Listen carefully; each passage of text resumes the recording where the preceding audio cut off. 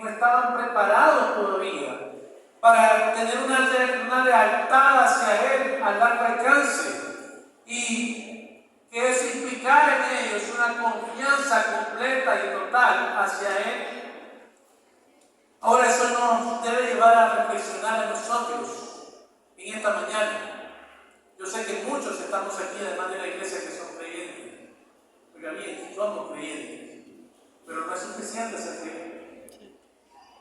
De acuerdo a lo que estamos viendo aquí, Jesús no se quedó tranquilo porque este grupo de judíos creyeran en Él. Entonces tenemos que preguntarle, la primera pregunta que tenemos que hacernos todos acá es: ¿has creído en Cristo? Ese es el primer paso. ¿Has creído en Cristo? ¿Realmente has creído en Cristo? Usted, joven, ha creído en Cristo. Usted, caballero, ha creído en Cristo. Usted, dama, ha creído en Cristo. ¿Has creído en Cristo? Segunda pregunta: ¿cómo has creído? Hay muchas maneras de creer y las vamos a desarrollar en el contenido del tema.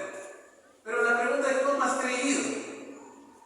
¿Has escuchado la palabra de Dios de verdad, o solamente has puesto atención por un momento a la palabra y realmente, como decía Chespirito, te ha entrado por un oído y te ha salido por el otro?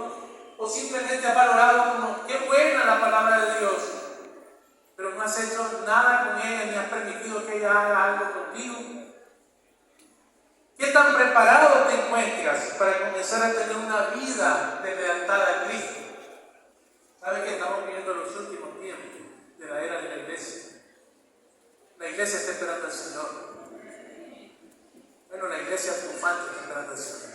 La iglesia verdadera está esperando al Señor. Y el Señor viene pronto. Todo lo que estamos viendo son señales de que el Señor viene. Pero el Señor viene por una iglesia leal. El Señor viene por cristianos leales. Los judíos que habían creído en el Señor no estaban preparados para ser leales a Él. Quizás algunos, entre todos los que estamos aquí, ya hemos creído en el Señor, pero nuestra lealtad al Señor todavía no es algo real en nuestras vidas. Ahora fíjense bien, pongan atención a esto por favor. Si decimos que creemos en Cristo, si reconocemos que la verdad está en Él, en Cristo, y no hacemos algo al respecto, si eso no nos lleva a entregar nuestra vida a Él, si eso no nos lleva a recibirle como nuestro Señor y Salvador y vivir por Él, y vivir para Él, significa que realmente nos identificamos con los enemigos de Cristo. Recuerden, estaban los judíos hostiles al Señor y estaban los judíos que habían creído en el Señor. Si no estamos con los que han creído en Él, entonces estamos con los hostiles. En nuestro contexto sería: si no hemos creído en Él, estamos con los que no creen en Él. Aunque en nuestra mente digamos: yo creo en Dios. Aunque en nuestra mente, de la boca para afuera, digamos: yo creo en Cristo. Creer es el punto inicial del contacto con Cristo. Es la primera llave que abre la fe salvadora. Y es la primera llave que nos lleva a la libertad espiritual. Usted tiene una atadura, usted tiene un problema espiritual, usted necesita esa primera llave. Usted necesita creer en Cristo. Pero debemos preguntarnos una vez más: ¿qué es creer? Como dije ya, mucha gente cree acá, intelectualmente, vamos a verlo. Mucha gente cree de la boca para afuera, como decimos popularmente, del diente al labio. Pero ¿qué es creer realmente? Bíblicamente, ¿qué es creer? Tenemos que preguntarnos. En el contexto de lo que está pasando ahí, Jesús está hablando de creer, evocando tres conceptos o tres principios acerca de creer. Número uno, conocimiento. Es bueno tener conocimiento, pero no es suficiente. Este es el componente intelectual de la fe. Creo en mi mente. Segundo, el asentimiento, es decir, estar de acuerdo. Y eso implica afirmar que los hechos de Cristo son verdad, no solamente porque están escritos, sino porque lo que está escrito aquí es la palabra de Dios. Entonces yo asiento, estoy de acuerdo que los hechos de Cristo son verdad. Pero estamos hablando de creer, por favor, pongan atención a él. Y tercero, implica confianza. aprobar con todo nuestro ser que Jesucristo es la única esperanza para la salvación del ser humano. Que no hay esperanza en otro, solamente en Cristo tenemos esperanza. Por esos tres elementos, amados hermanos, estimados padres, estimados amigos, están también dentro de la definición bíblica de fe que encontramos en Hebreos 11.1. Dice Hebreos 11.1, es pues la fe, la certeza de lo que se espera, la convicción de lo que no se ve. Y entonces hablamos de que creer en Cristo implica conocimiento y asentimiento. Es decir, conocimiento, pero también aprobación. Y eso implica certeza.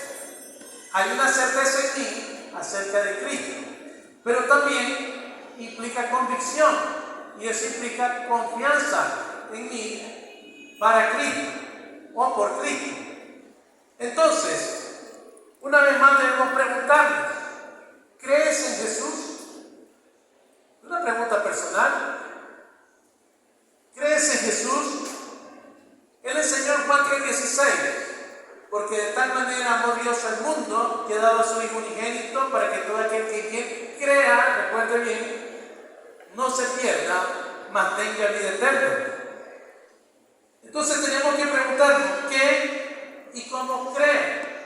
Que alguien dice en esta mañana, yo creo en Jesús, ¿ok? Pero ¿qué y cómo crees en Jesús?